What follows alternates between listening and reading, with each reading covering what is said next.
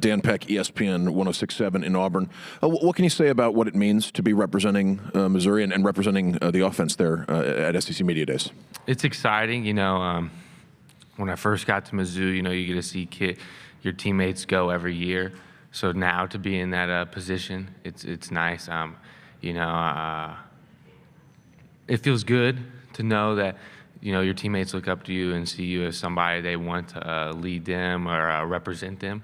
It's a good feeling, and ultimately, it's who I do it for. I want to do it for them and represent Mizzou to a high standard. In the front row here. Hey, Connor, we just heard from Zion. Obviously, I know you play on the opposite side of him, but what kind of energy does he bring to this team just day in and day out that we are able to see? Yeah, no, Zion brings the juice for everybody. When we're at workouts, it ain't just offense, defense. It's everybody, and he's that guy. He brings it, and that's one thing with Zion is you're going to get it every day. He's consistent.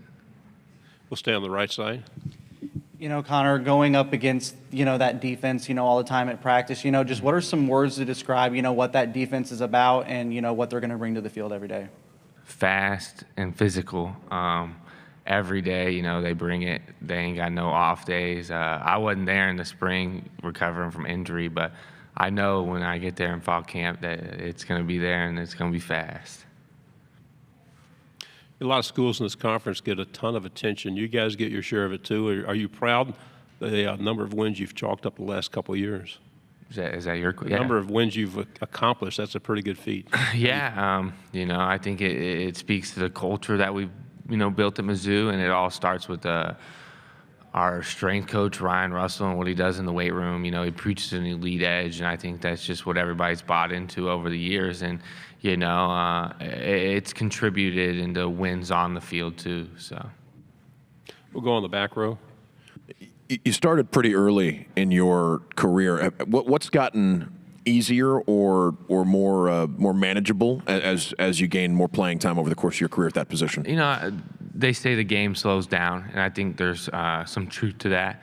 So, as I've been playing more, I feel like the game slowly came to a speed that I can see things, make the right calls. When you get in those pressure situation, you kind of felt like you've been there before, so it was not necessarily anything new to me. So I'd say that's where you gain the most from experience.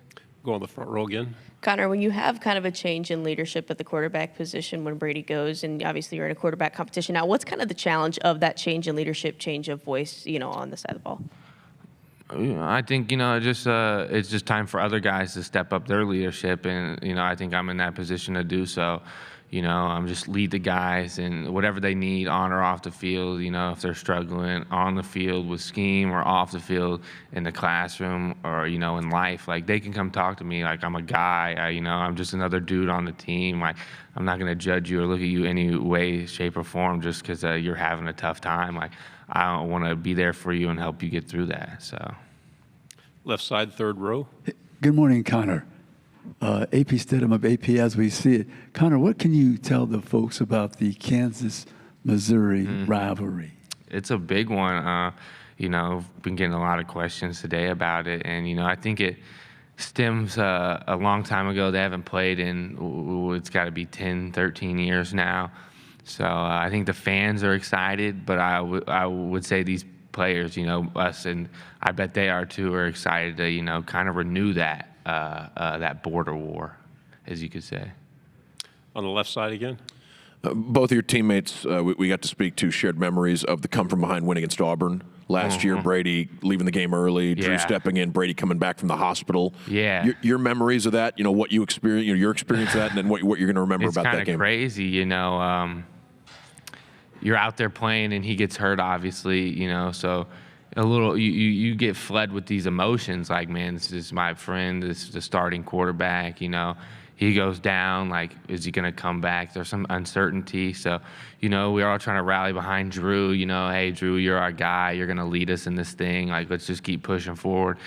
And then out of nowhere, they're like, yeah, Brady's going to be back. He's in the locker room, like he's going to be out here next drive. So, I think it just showed the toughness he had and, what it meant for him to play for Mizzou. I think, you know, we're all, you know, nowadays at the school, and, you know, we play for the name on the front, but I think, you know, sometimes that meant more to him than the name on the back. So. You have a great heritage at your school. Are there former Tigers you've gotten to know that you've been friendly with or had an impact on your career? Yeah, I'd say right now, you know, Evan Bain, former Mizzou center, you know, played in the league. He's come back to help us and be around the offensive line as a coach and assistant. So I think as a former player, he's helped us out a lot. Okay. Right side. What are some personal goals that you have set for yourself this season and that you hope to accomplish that can help bring success to your team? You know, as a center, you know, you want to win the Remington. You know, I haven't accomplished that in the 3 years I've been playing center for Mizzou. So I would say that that's my biggest personal goal. But ultimately, team success to me is more important. You've heard it said the offensive linemen on a team are sometimes the most interesting and insightful guys to talk to. Why is that the case? Oh, man, I think, you know, offensive linemen always keep it honest with you, keep it real. You know, we're going to tell you how it is, you know, not going to sugarcoat nothing. And I think, you know, we're guys that love football, but, you know, we love things outside of football. So, you know, we have a lot of passion for other things. And, you know, I think offensive linemen are just the best guys in general. Left side.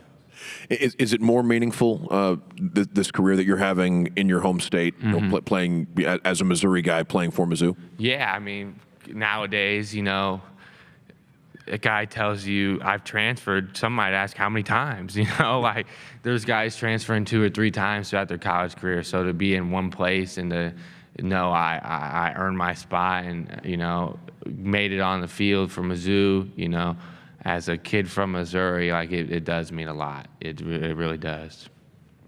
One of the key things for linemen is versatility. How important do you think it is to be able to start at more than one position?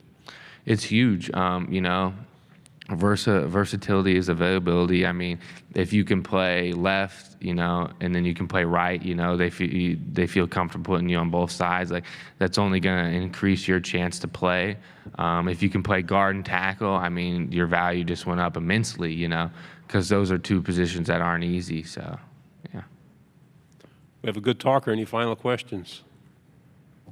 One here on the aisle. AP. What's the difference when you're blocking for the couple of quarterbacks, their style of how they fit in the pocket? And nothing, you know. I mean, half the time, you know, I wouldn't know who's back there. You know, you kind of always trying to block the same. The interior is more for firming up the pocket, and the tackles are more for the width and depth. So, you know, it don't really matter who's back there. I'm just trying to give whoever the best pocket possible. Final question on the left. Have you talked much with Sam? You know, trying to be a dual sport athlete, and obviously he's got some. You know, he was drafted earlier this week in the Major League Baseball draft by the Dodgers. You chatted with him much about his football career and his future with the team? No, not a whole lot. We have talked before. I mean, he's going to play football for us in the fall, and then go on and, you know, choose what he wants to do with baseball after that. But yeah, he's committed to football. You know, it probably, you know, caused him to get drafted a little lower than what he should. You know, he's probably a top 100 prospect, and I think he probably fell because he is committed to football and he is committed to the Tigers, and he will be there this fall. Connor, thank you very much. Good job. Stay healthy. Good luck. Thank you.